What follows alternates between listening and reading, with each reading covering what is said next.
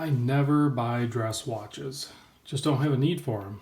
But every once in a while, Bruce will send one in, or somebody else will send one in, or like the Certina, which I consider this dress sport or whatever, Jack gave me.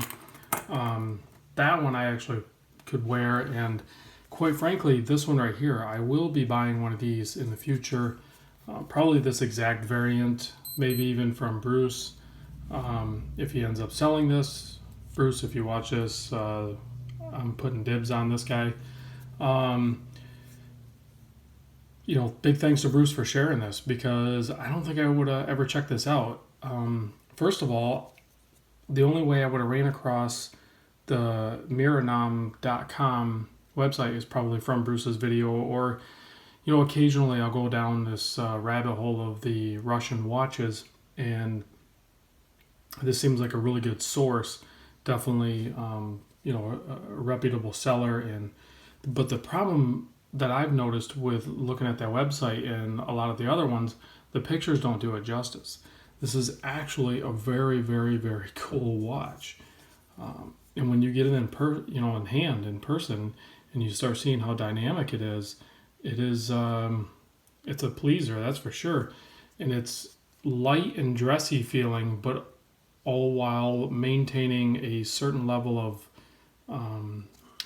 I don't want to say ruggedness, but it feels like quality, I guess. I don't know if that makes sense. And you can see the case construction and everything is just different than you typically see. I'm going to zoom in if we can look past a few things here, but you can see the case finishing and the way they installed the polished bezel on top of the case there, and it submerges down below the lugs. And then you have a double dome box style mineral crystal. And you don't see that very often. That's really cool. And then you have a really nice dial. It has some nice radial type shimmer to it. You have the applied indices, a nice polished handset, and then you have the printed on tracker on the outside, the company logo, the 12, 3, 6, and 9. And I'm a huge fan of that font. Even the leather strap that it comes on is actually really comfortable. And I'll do some show on that. But let's talk about the movement. Now, I am no Russian watch connoisseur, not like Kaz from Two Broke Watch Snobs. And there's tons of other people out there that probably are just absolute experts on the topic. So if you guys watch this video, please chime in and correct me if I'm wrong, or educate me if you feel like you have the time. So I'm not sure if those are thermally blued screws. I can't do a good enough close up to really check those.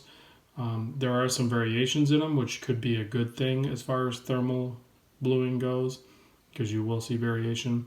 This has the Russian 2409A movement, and my quick research discovered that there's a 2409, which is super common, and then the A, as far as I know, is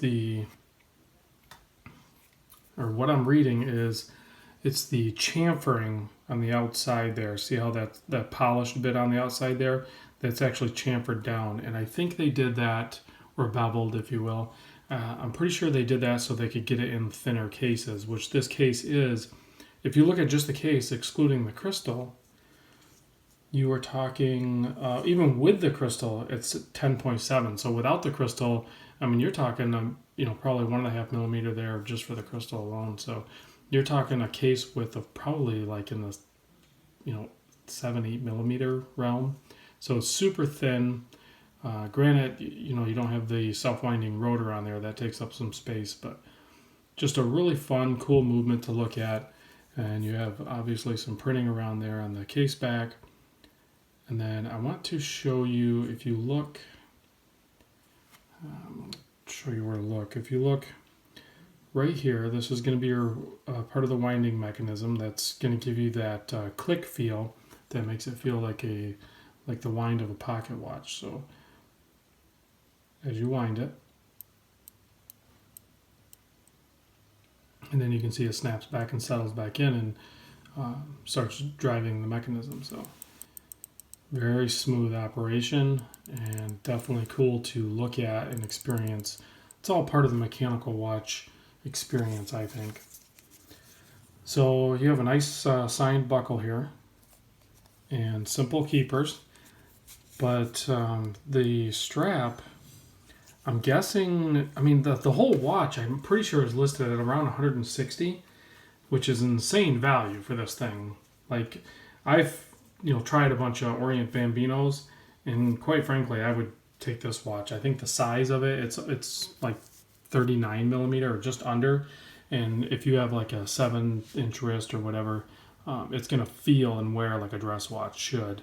You have a 46 millimeter lug tip to lug tip, a 20 millimeter lug width. There are some different case finishes you can get. There's like a gold colored one. They have different dials you can choose from. I'll put a link to the marinam.com in the description. This thing is just right out of the box. I don't think I would change anything. I would even wear this leather strap for sure. I would be totally happy with just this guy right here. You have a signed crown. You can see it has the B there. So just a fun, really cool, nice watch. And then, for size comparison, a lot of these watches that are in the 39 or 40 millimeter, you can see just the lug design, how they taper in and they're a little more petite looking and everything like that just lends itself to a dressier looking dress watch. So anyway, guys, I just wanted to share this with you. Big thanks to Bruce for sending it in and sharing it with us. And I'll definitely be picking one of these up. This thing is super cool.